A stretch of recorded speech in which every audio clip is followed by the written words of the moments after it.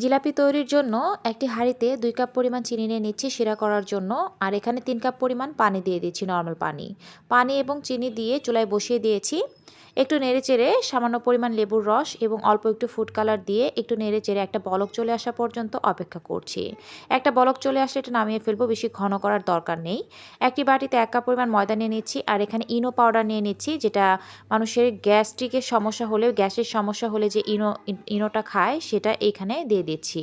এটা দিয়ে আজকে আমি এই জিলাপির ব্যাটারটা তৈরি করছি। এভাবে ১ কাপ পরিমাণ নরমাল পানি দিয়ে এই ব্যাটারটা আমি করে নিয়েছি। ব্যাটারটা দেখেই বুঝতে পারছেন আপনারা কেমন হয়েছে।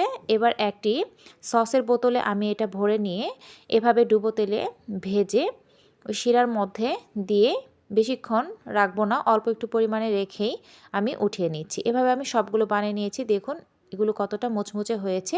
এভাবে তৈরি করে নিলাম সহজেই মুচমুচে জিলাপি।